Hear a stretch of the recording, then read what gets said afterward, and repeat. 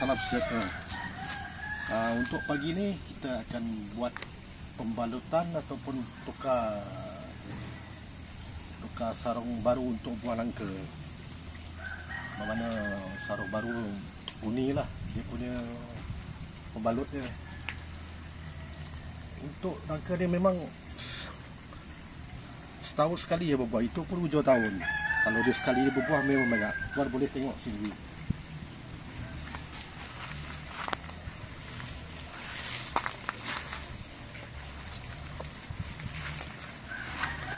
Lebih kurang dalam 7 ke 8 biji semua. Ni yang paling besar sekali. Mungkin dalam seminggu lagi matang dah ni. Buah dah besar dah. Dia berbuah sampai ke tanah ni, daripada atas lebih kurang sekat 7-8 kaki sampailah bawah buah dia. Yang sebelah atas memang tak mau berbuah. Sebelah bawah ni. Okey. Untuk pagi ni kita akan buat pembalutan buah nangka. Saya ada bawa ini. Kesesuaian diorang, mana yang balut dulu, mana yang kemudian.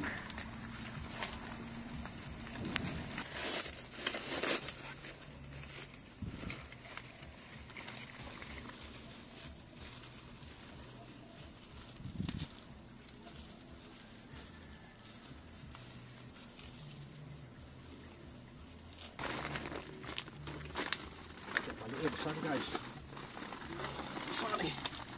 Ya, ini tak lama ni, mungkin dalam seminggu atau 2 minggu batang dia. Ambil dah.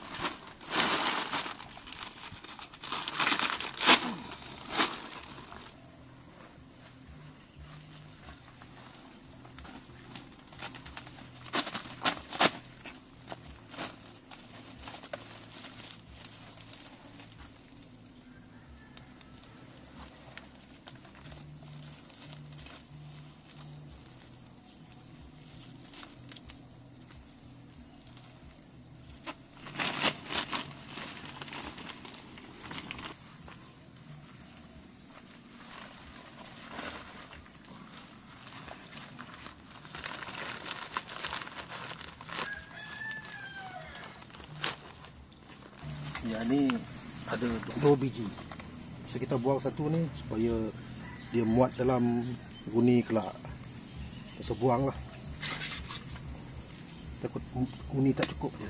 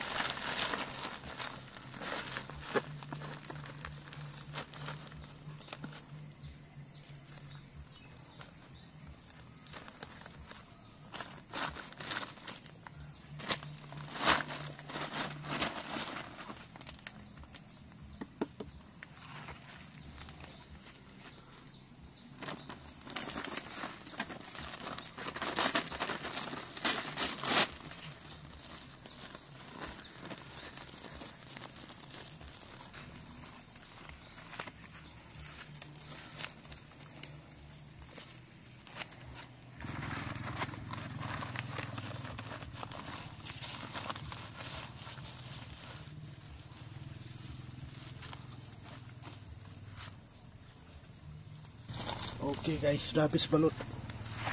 Ada 1, 2, 3, 4, 5, 6, 7, 8, 9, 10. Ada 10 biji yang dah saya balut. Tinggal 2 biji yang sebab guni tak cukup. Dia ajalah di bawah ni, jadi dia ada alas. Harap dia tak busuk, tak makan ulat buah. Okey guys, itu saja aktiviti kita pagi ni. Ini adalah pokok nangka yang berbuah setahun sekali. Itu pun pada hujung tahun. Dia tidak sepanjang musim. Yang inilah pokok nangka yang berbuah setahun sekali. tapi buah dia memang manis. Okey. Terima kasih guys. Tolong subscribe, komen dan like. Okey, bye bye. Thank you.